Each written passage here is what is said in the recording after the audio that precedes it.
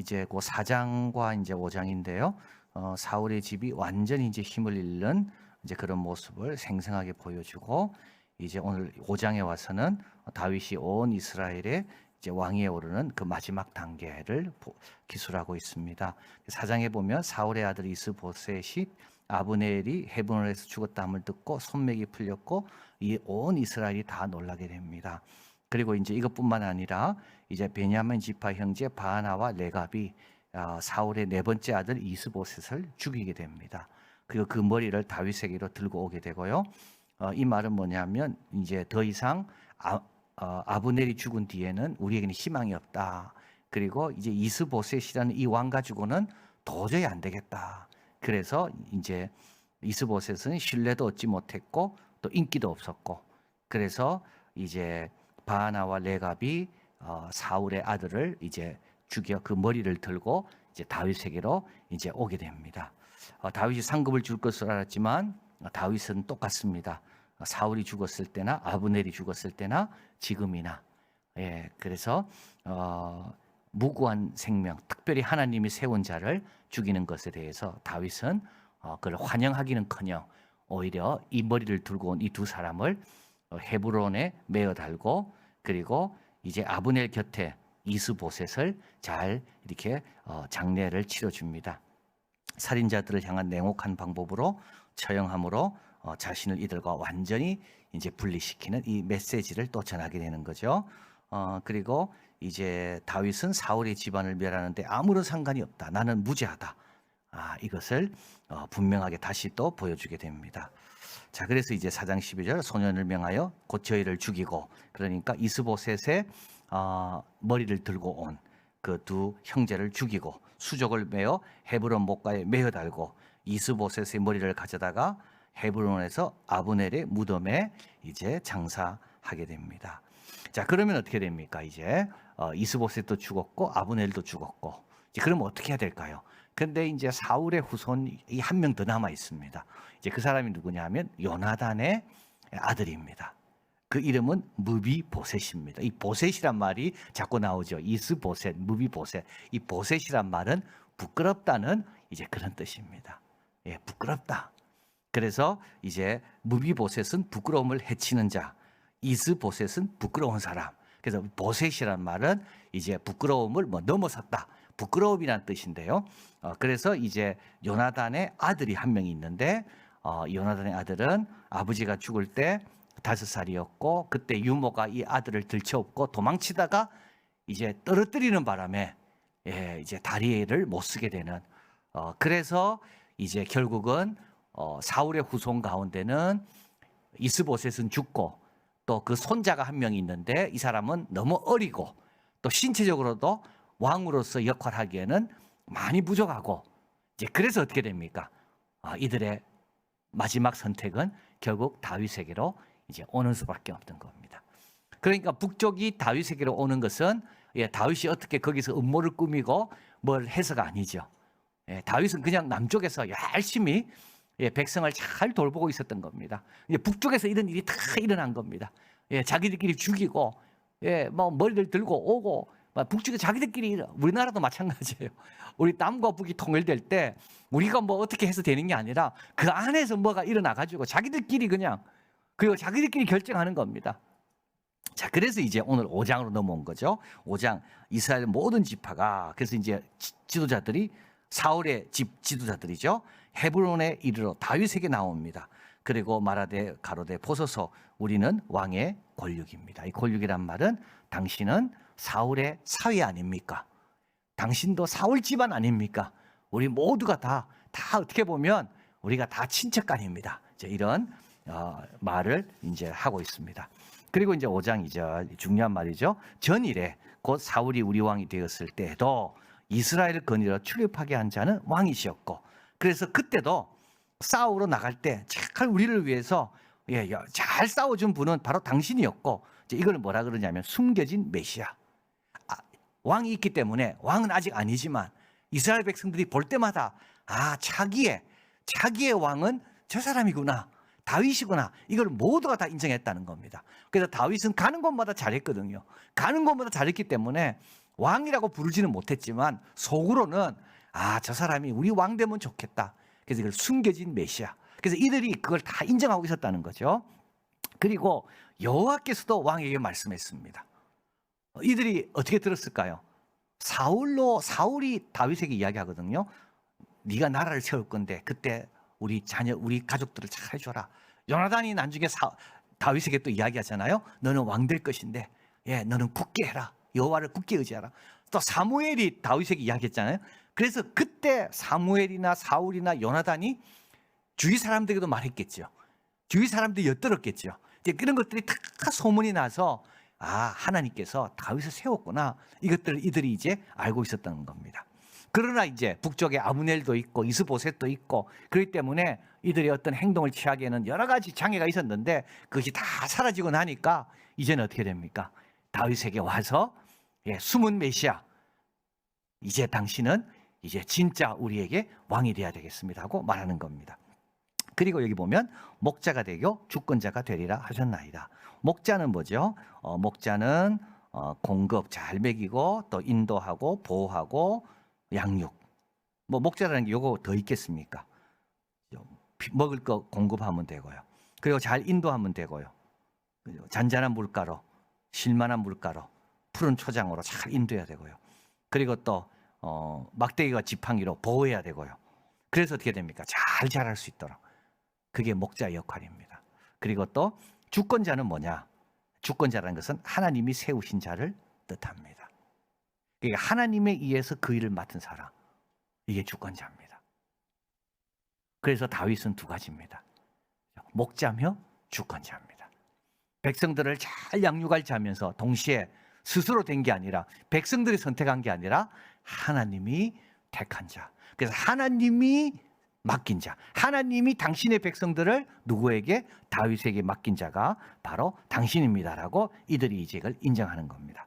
자, 이에 이스라엘 모든 장로가 헤브론에 이르러 왕에게 나오매 다윗 왕이 헤브론에서 여호와 앞에 제와 언약을 세우매 다윗에게 기름을 부어 이스라엘 왕을 삼습니다. 그래서 사무엘이 한 번 붙고 헤브론에서 유다 지파 사람들이 붙고 그 다음에 온 이스라엘 사람들이 다윗에게 기름을 부어서 이제 명실상부한 나라 전체 이제 왕이 되는 것을 이제 보게 됩니다. 이제 4장 4절 5절 다윗 통치에 관한 통계 자료입니다. 30세 위에 나아갑니다. 30세는 인생 전성기의 남자 나이입니다. 그래서 민수기에 보면 레위인들이 성막에서 섬길 때 언제냐? 30세 이상. 30세 돼야지 제사장도 그렇고 레위인도 그렇고 하나님의 뜰에서 하나님의 집에서 일할 수가 있습니다. 우리 예수님도 30세쯤 되니라. 에스겔도 포로로 끌려갔을 때 환상을 보는데 그때가 언제냐면 30세쯤 되었을 때.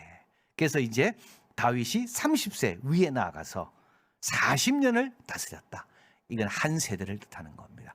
그래서 다윗의 통치가 완전히 뿌리 내리는, 그래서 이제 다윗에 의해서 이제 나라가 새롭게 되는, 그게 안정권에 들어가는 그 기간이 40년. 그래서 30세에 나아가서 이제 70세, 이제 다윗이 은퇴할 때까지, 죽을 때까지 다윗은 40년 동안 온전한 기간을 잘 다스렸다는 것을 보게 됩니다. 자, 그래서 다윗이 이스라엘 왕이 될 수 있었던 것은 두 가지 요인이었다. 그죠? 하나는 하나님의 선택, 그죠? 하나님이 택하시고 세우신 거고요. 또 하나는 다윗의 자질과 능력에 대한 백성들의 인식입니다. 백성들의 인식은 당장 이루어지는 것이 아닙니다. 다윗이 신하로 있을 때, 또 사울이 죽은 뒤 7년 반 동안 그 긴 기간을 통해 백성들은 이런 경우 저런 경우 다 보는 거죠. 서두르지 말고 자기에게 주어진 역할을 꾸준하게 최선을 다하는 겁니다. 양을 치든지 천부장이 되든지 400명 600명의 두목이 되든지, 헤브론에서 유다를 통치할 때나 다윗은요 북쪽을 보지 않았습니다. 이게 아주 중요한 내용입니다. 북쪽에 무슨 일이 일어난지 관심 갖지 않았습니다. 이게 다윗입니다. 남이 뭐하는 관심 갖지 않습니다. 여러분, 이런 단어 요즘 많이 쓰는데요.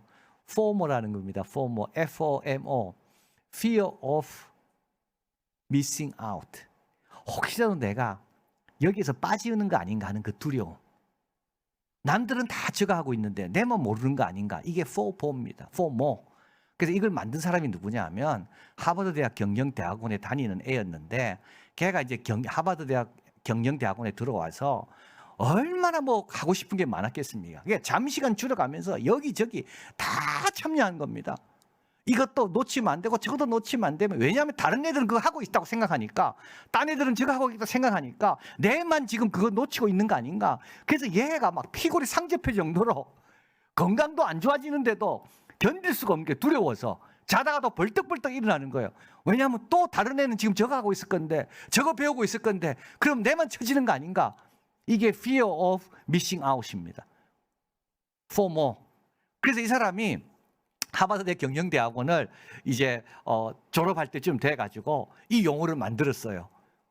이 불행의 시작은 어디서 오는가? 다른 사람에게 관심 갖기 시작하면서부터 불행해진다. 그런데 왜 다른 사람은 다 좋아 보일까? 다른 사람은 다 행복해 보일까? 정보의 비대칭이라는 겁니다. 내가 그 사람에 대해서 제대로 몰라서 그런 거예요. 인스타그램 있죠. 그래서 아마 외계인이 우리 세계를 인스타그램으로 판단한다면 이 세계는 천국일 겁니다. 그렇죠. 거기 좋은 것만 올리잖아요. 근데 실제로 안 그렇거든요. 그 좋은 사진 한두 장이지 실제로 힘들고 괴롭고 갈등고 아픔은 얼마나 많습니까? 근데 정보의 비대칭이기 때문에 사람들은 내만 뭘 놓치고 있는 거 아닌가? 다른 사람들은 저거 하고 있는데 나도 해야 되는 거 아닌가? 내 자식은 저거 빨리 지금 가서 저거 해야 되는 거 아닌가? 만약에 다윗이 그랬다면요, 다윗은 백성들로부터 인정을 못 받습니다. 하나님으로부터 인정 못 받습니다. 다윗은 북쪽을 쳐다보지 않습니다. 처음에 하나님께 400명을 맡길 때 400명만 바라본 거예요. 600명 바라본 거예요. 헤브론에서는 헤브론만 바라본 거예요. 유다지파만 바라본 거죠. 아버지가 맡긴 양만 바라봤지 다른 친구들은 뭐 하고 있나 바라보지 않았죠. 거기에서 한 걸음 한 걸음씩 성실과 진실되게 그 일을 감당하는 가운데 그걸 누가 보셨을까요? 사람은 안 받아요. 하나님은 보고 계시는 겁니다. 그리고 하나님께서 다윗을 계속 인도하시는 겁니다. 그 가운데 400명도 보고 600명도 보고 유다지파 사람들이 봐서 헤브론에서 다윗을 왕 세우고, 그리고요, 일이 있을 때마다 다윗이 어떻게 처리하는가를 북쪽 사람들이 보면서 결국 북쪽에서 다윗에게 내려온 겁니다. 그래서 우리도 신앙생활 할 때 여러분 조심해야 됩니다. 뭐 남은 뭐 하나 신경 쓰지 마세요. 정보 비대칭이에요. 오늘도 소출이 풍성하기 때문에 내가 참 창고를 크게 짓고 행복하게, 여러분 행복하지 않습니다. 우리 예수님이 말씀했거든요. 소유의 넉넉함이 그 사람의 생명의 풍성함과 상관없어요. 우리는 정보의 비대칭이기 때문에 그것만 보고 행복할 거라고 생각하고, 왜 나는 안 되나? 그래서 막 잠도 안 자고 이리 두리번 저리 두리번, 결국 어떻게 됩니까? 피골만 상접해질 뿐이고요, 불행해질 뿐입니다. 그래서 그 사람이 책을 적었는데 자기가 좀 더 연구를 한 다음에 뭐라 했냐면, 이 fear of missing out에서 벗어날 수 있는 길은 뭘 좀 포기할 줄 알아야 되는데요. 중요한 거에 집중할 줄 알아야 되는데, 진짜 소중한 거, 진짜 판돈을 내가 어디에 걸 건가, 그게 뭔지를 알아서 우선순위, 이게 다 신앙생활입니다. 우리 예수님이 말씀한 거거든요. 먼저 그 나라와 그 일을 구해야 되지, 자꾸 주위 사람들 뭐 하는가 그거 쫓아다니다 보면요, 정말 중요한, 정말 핵심적인 것을 놓치는 겁니다. 자, 그래서 다윗은 왕으로 마땅히 행할 바만 행하면 되는 겁니다. 북쪽에서 뭐 이스보셋이 죽냐, 그죠? 뭐 그 요나단의 아들, 뭐 이거는 나중에 다 하면 되고, 지금은 내가 왕으로서 할 것만 하면 되는 거죠. 그게 미가서 6장 8절입니다. 사람아, 주께서 선한 것이 무엇임을 내게 보이셨나니, 주님이 보여주신 것만 하면 됩니다. 우리는, 그죠? 이게 제일 소중하고 이게 제일 행복한 일이고 이게 제일 알찬 겁니다. 우리는 주님이 보여주신 그거 붙들고 사는 사람이 신앙인이죠. 여호와께 내게 구하시는 것은 공의를 행하고 인자를 사랑하며 겸손히 내 하나님과 동행하는 것이다. 여러분, 이것만 행하면 되는 겁니다. 이걸 보고 있는 거죠. 누가요? 원수도 보고 있는 겁니다. 불안한 이런 북쪽 사람들이 보고 있는 겁니다. 그리고 자기 신하들도 보고 있는 겁니다. 그래서 우리 지난주 말씀한 것처럼 아브넬을 장사 지낼 때 모든 백성이 기뻐했다 그랬습니다. 아, 다윗은 인자를 사랑하는 사람이구나. 공의를 행하는 사람이구나. 겸손히 하나님과 동행하는 사람이구나. 그래서 여러분, 그런 거 두려워하지 마십시오. 남이 뭐 하는가 전혀 두려워하지 마십시오. 그 두려움 나에게 하나도 유익도 되지 않고요. 그 두려움으로 인해 내가 뭐 생기는 것도 없습니다. 우리는 사람아, 주께서 선한 것이 무엇임을 보여주셨습니다. 그거는 뭘까요? 공의를 행하고 인자를 사랑하며 겸손히 하나님과 동행하는 겁니다. 이러면 속지 않습니다. 그러면요, 버릴 거 과감하게 버리고요, 우리 예수님 말씀한 것처럼 진리를 알지니 진리가 너희를 자유케 한다. 이런 두려움으로부터 우리를 자유케 한다. 그리고 이런 사람들이 어두운 세상 살 동안 세월 호송하지 않는다. 그래서 오늘 저녁에 오신 여러분들은 다윗이 서두르지도 않고 딴 데 쳐다보지도 않고 그저 하나님께서 나를 택하여 세우신 그 일에게만 집중했다. 그래서 결국은 온 이스라엘의 왕이 되었다. 이 말씀으로 또 승리하시기를 바랍니다.